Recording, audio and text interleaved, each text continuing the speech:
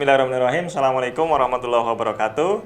Alhamdulillah, puji syukur kita masih bisa diberi nikmat oleh Allah Subhanahu wa taala, terutama nikmat untuk menjalankan ibadah puasa hingga hari ini. Dan saya perkenalkan Mahardika Cipta Raharja kembali memandu sajian Ramadan penuh berkah sajadah bersama Sobat Febi. Pada kesempatan kali ini kita akan membahas satu topik terkait dengan kesehatan ya, terkait dengan kesehatan yang di samping saya sudah ada narasumber yang saya kira untuk Sobat Febi sudah tidak asing lagi bersama Bu Sofi. Ya, selamat sore. Selamat sore, Bu. Puasa lancar, Bu? Alhamdulillah lancar. Alhamdulillah, dan ini saya kira nanti akan membahas satu topik terkait puasa juga ya, Bu. Iya. Yaitu diet nafas ya, Bu. Iya. Diet nafas untuk kaitannya puasa yang lebih optimal. Saya kira topiknya cukup menarik karena lain daripada yang lain ya.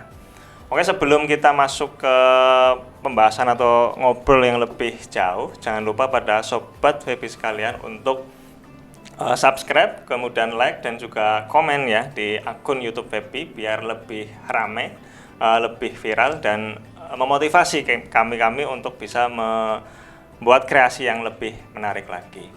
Oke, Bu Sofi, ini terkait dengan topik yang akan dibawakan ini, Bu. Bicara tentang diet nafas gitu. Oh, berarti gambaran saya bicara diet itu mengurangi nafas ini, Bu. Yang tadinya 1 menit 10 tarikan nafas jadi 5 tarikan nafas ini, Bu. Atau seperti apa, Bu, ini konsep diet nafas itu sendiri? Ya, kita tentunya sudah mengenal ya istilah diet. Namun yang sering kita terima itu kan diet identik dengan makanan gitu ya. Nah, di dalam makanan sendiri itu kalau diet artinya kan pengelolaan dan pengaturan makanan yang kita konsumsi sesuai dengan kondisi masing-masing. Dan di dalam makanan itu kan juga ada makronutrien, ada mikronutrien, sehingga kalau di dalam makanan kan ada diet karbo, diet protein ya, ada yang vegan, ada yang vegetarian, ada yang paleo, ada yang keto. Demikian pula di dalam nafas, karena nafas ini orang bernafas itu caranya macam-macam. Ya, jadi ada manusia itu yang bernafas menghirup udara dan melepaskan udara itu lewat mulut. Ada juga yang menghirup dan melepaskan udara lewat hidung. Ada juga yang menghirup lewat hidung, melepaskan lewat mulut. Ada yang bernafasnya itu lambat, cepat. Ada juga yang ringan dan berat. Dan ada juga yang nafasnya itu dangkal ataupun juga dalam. Nah, diet nafas ini berarti kita melakukan pengelolaan atau pengaturan nafas dengan metode dan juga durasi waktu tertentu. Jadi hampir sama juga dengan diet di dalam makanan itu. Berarti diet nafas ini lebih fokus pada bagaimana frekuensi ya, Bu? Iya. Terkait metode tadi, ada yang dari hidung, dari mulut itu Iya. Bebas atau ada ketentuan sendiri nanti, Bu, di dalam diet nafas ini? Nah, sebenarnya kalau manusia bernafas secara normal itu antara 18 kali sampai dengan 20 kali dalam 1 menit ya. Nah, di dalam diet nafas ini sebenarnya banyak metodenya ya. Nah. Tapi di sini saya mau memaparkan bagaimana diet nafas itu yang paling dasar gitu ya. Karena untuk yang paling dasar saja manusia sering tidak menyadari nafasnya sendiri gitu ya. Jadi kalau yang paling dasar itu misalnya dengan cara melambatkan nafas, karena ini adalah untuk kualitas hidup jangka panjang. Jadi ada beberapa metode nafas memang yang mempercepat, ada juga yang lewat mulut, ada campuran lewat hidung dan mulut gitu ya, tapi itu untuk kasus-kasus tertentu. Sedangkan yang saya paparkan di sini adalah tentunya untuk peningkatan kualitas hidup jangka panjang. Terus ini, Bu, kaitan misal nafas kan berarti secara ini ya, fungsi biologi berarti kan memasukkan oksigen ya. Iya. Untuk kebutuhan di aliran darah sehingga metabolisme lancar gitu ya. Terkait diet itu berarti itu tidak mengurangi porsi oksigen yang masuk, Bu, makna dari diet itu nantinya? Ya, ini untuk mengoptimalkan antara oksigen dan CO2 yang ada di dalam tubuh kita. Oh, tanda kutipnya berarti optimal ya, ya untuk optimalnya gitu ya. ya. Dan saya kira untuk prakteknya ini susah apa nggak nih, Bu, nanti untuk perlu pendalaman lebih khusus atau tidak, cukup ya? Di kultum ini? Ya tidak, untuk pendalamannya tentu karena ini adalah hal yang dasar ya. Tentu di sini yang saya sampaikan itu adalah praktek nafas metode 4-6, yaitu 4 kita menghirup nafas, 4 detik itu menghirup nafas, kemudian 6 detik itu melepaskan nafas. Sebenarnya metode nafas itu ada banyak ya, dari yang paling mudah sampai dengan yang memerlukan bimbingan instruktur gitu Mas. Nah kalau selain 4-6 itu ada 5-5, ada 4-7-3, ada juga 3-6-5. Tapi itu nanti dulu, yang paling dasar itu adalah 4-6. Jadi cara yang pertama yang kita lakukan adalah dengan menyadari nafas terlebih dahulu. Caranya adalah ya kita duduk dengan posisi tubuh tegak, kemudian kita ambil nafas selama 4 detik lewat hidung, dan kemudian perut itu kita kembungkan ya. Jadi perlu kita kembungkan, jadi bukan perutnya itu yang mengecil. Jadi ketika menghirup nafas, sekali lagi perutnya itu kita kembungkan. Kita hitung 4 detik, kemudian kita lepaskan. Nah itu selama 6 detik. Mengapa hal ini perlu ya? Karena beberapa di pelatihan di kelas itu ada yang pola nafasnya itu terbalik gitu. Jadi ketika menghirup perutnya yang mengempis, ketika melepaskan perutnya yang mengembung gitu. Nah, saya ingin Sobat Pepi untuk mengamati dan menyadari nafas masing-masing, bagaimana, apakah memang sudah sesuai pola ataukah masih terbalik gitu ya. Karena kalau terbalik itu kadang ada gangguan seperti pegel-pegel yang tidak ada sebabnya, lelah yang tidak ada sebabnya ya, kemudian juga jarinya kesemutan yang tidak ada sebabnya gitu. Baru ini Bu, masalah menghirup malah jadi kempis ya Bu. Iya. Ketika dikeluarkan malah jadi kembung itu. Iya. Belum pernah sadar itu Bu. Iya. Logikanya kan memang ketika dihirup ya kalau nafas dada berarti mengembang gitu ya, Iya. atau perut berarti dia bertambah besar volumenya dan sebaliknya. Cukup menarik juga nih, mungkin nanti bisa diperdalam ya Bu, Iya. untuk lebih lanjut metode-metode yang lain. Iya. Satu aja mungkin ini perlu latihan khusus ya Bu. Terus ini Bu, kaitan dengan topik tadi ada diet dikaitkan dengan puasa ya. Iya. Gimana nih Bu ceritanya kaitan kedua hal tersebut Bu? Iya. Yang namanya puasa itu kan sebenarnya bagus ya untuk kesehatan fisik dan mental. Namun di sini itu ketika bulan Ramadan ya, ketika orang-orang berpuasa itu kan ada beberapa pergantian siklus. Di antaranya siklus jam makan, kemudian juga siklus tidur. Nah kalau makan, biasanya kita itu kan sehari 3 kali. Maka dengan bulan puasa ini kan hanya 2 kali ya. Yeah.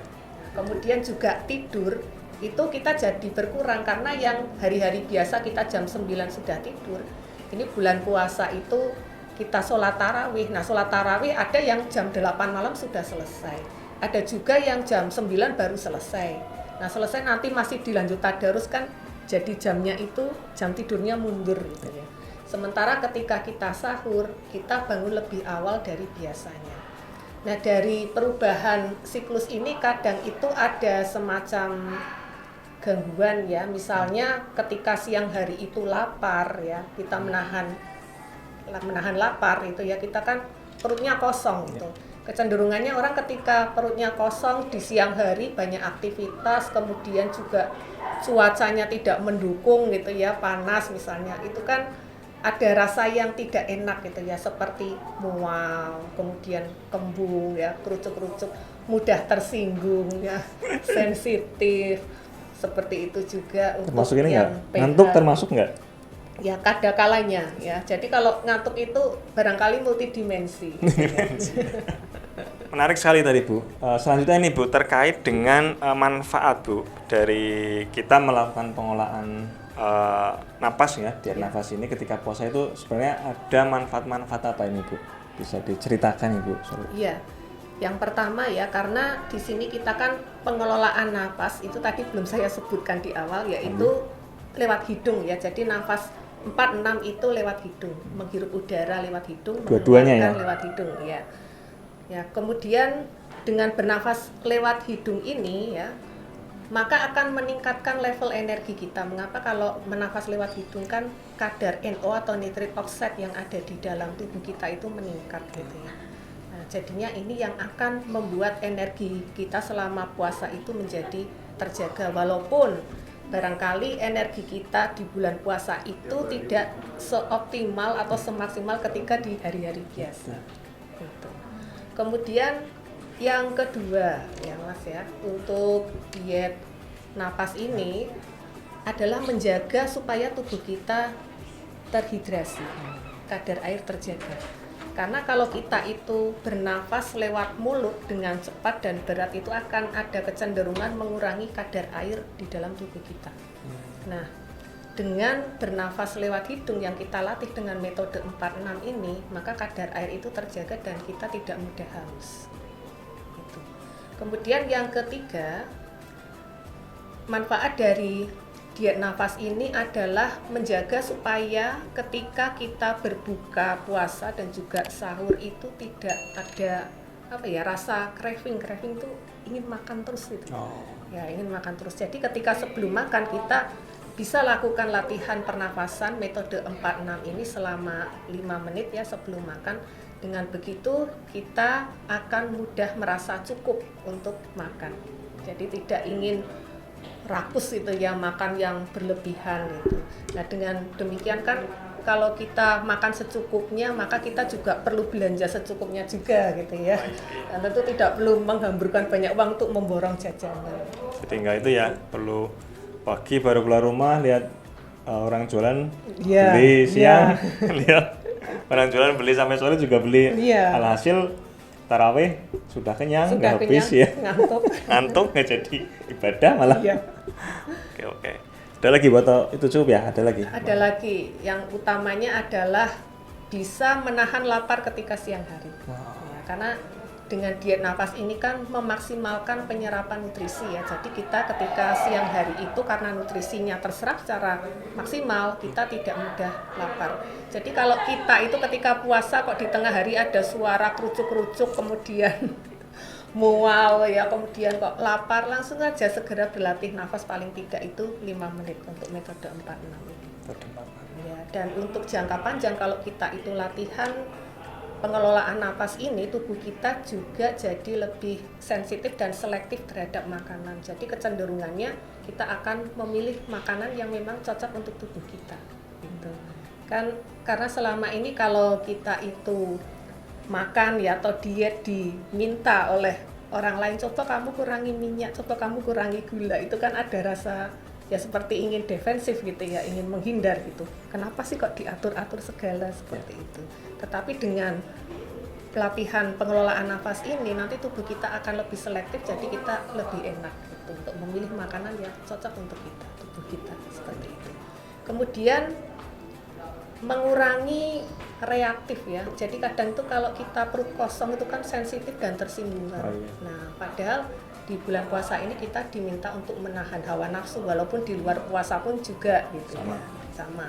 Nah, di bulan puasa ini kan bukan berarti kita itu bebas dari stres atau tekanan, karena banyak sekali peristiwa yang kadang di luar kendali kita atau di luar dugaan kita yang membuat kita itu cemas, khawatir, kalut gitu. Nah, kalau kita punya perasaan kalut, kecenderungannya pikiran ini nyut-nyut. Iya nggak Mas Dika? Betul. Ya, pikirannya nyut-nyut. Nah, kalau nyut-nyut itu kan berarti tandanya backup di otak kita ya, terutama amigdala ini yang berada di belakang rongga hidung kita itu kan suhunya meningkat. Nah, kalau meningkat kan nyut-nyut. Nah, maka nafas ini kan penghubung antara fisik dan psikis. Maka yang bisa kita lakukan paling cepat dan sederhana ketika kita itu kalut dengan rasa yang tidak enak itu adalah melambatkan nafas. Jadi bernafaslah dengan kalem, lambat, ringan dan juga dalam dengan nafas perut, bukan nafas dada. Karena kalau nafas dada itu cenderung pendek, nanti setelah kita latihan itu malah badannya banyak yang pegel-pegel gitu. Ya. Ada sudut beda juga nih ya antara nafas dada dan perut ya. Iya, seperti itu. Kemudian yang terakhir ini Mas, manfaatnya bisa memperbaiki siklus tidur dan atau menjaga kita ketika sahur itu rasa kantuknya berkurang. Jenengan kalau bangun sahur itu ngantuk tidak Mas? Pol, Bu. Pol ya. Dan ketika selesai tarawih langsung bisa tidur tidak? Selesai tarawih? Iya. atau mikir-mikir dulu baru bisa tidur? Ya itu dulu Bu, di stok dulu. Kalau amunisinya siapa tahu kesiangan. Iya. Nah, ketika sahur ya, apalagi dengan kondisi kita itu jam tidurnya mundur ya, kita bangun itu pasti ngantuknya luar biasa. Dan kalau kita bangun kemudian berjalan kadang kan sempoyongan gitu ya. Nah, ini ada salah satu tips ya. Jadi ketika kita sebelum beranjak dari tempat tidur, bangun kemudian latihan nafas 5 menit dengan metode 4-6 menggunakan hidung, itu nanti rasa kantuknya bisa berkurang. Ya, baru kemudian kita turun dari tempat tidur, kemudian ya cuci muka, gosok gigi dan sebagainya. Oke. Sangat menarik sekali nih Bu, terkait dengan apa yang dibahas ya, kaitan diet nafas gitu ya. Terutama di tadi bagaimana yang saya tertarik itu terkait dengan diet nafas dikaitkan sama bagaimana upaya untuk menjaga diri dari istilahnya kalut gitu ya, atau bahasanya emosional gitu ya. Mungkin makna itu Bu, salah satu implementasi kata sabar gitu ya. Sabar. Selain dari niatan, dari sisi fisik, barangkali itu yang bisa kita lakukan, mengatur ritme nafas dalam bentuk diet tadi barangkali itu ya Bu. Sekedar pemahaman sederhana ini Bu dari saya. Oke, barangkali itu Bu ya. Terima kasih nih sharing-sharingnya terkait dengan diet nafas, terutama kaitannya dengan aktivitas kita saat ini, ibadah puasa yang saya kira layak ini Bu. Nanti coba saya praktekkan ini Bu. Berarti kan bisa di beberapa momen ini ya Bu. Mulai dari buka puasa, menjelang tidur, bangun tidur, termasuk saat puasa juga ya Bu. Bisa dipraktekkan semuanya dengan cukup rentang awal 5 menitan ya Bu. Range waktu 5 menit. Terima kasih Bu Sofi ini atas sharing-sharing berbagi ilmu. Terima kasih juga untuk Feby yang telah memberikan saya kesempatan ya untuk ngobrol di sini, sharing di sini. Jangan kapok Bu. Ya tentu tidak. Oke. Baik, demikian sajian untuk sore ini dari saya bersama Bu Sofi terkait dengan topik kesehatan ini ya, yang cukup berbeda dari yang lain saya kira. Semoga bisa bermanfaat. Dan jangan lupa pada Sobat Feby kembali mengingatkan untuk subscribe ya, like sama komen akun YouTube kita bersama biar makin ramai. Selamat menanti buka puasa, sehat selalu dan lancar dalam menunaikan ibadah puasa. Saya akhiri, wassalamualaikum warahmatullahi wabarakatuh.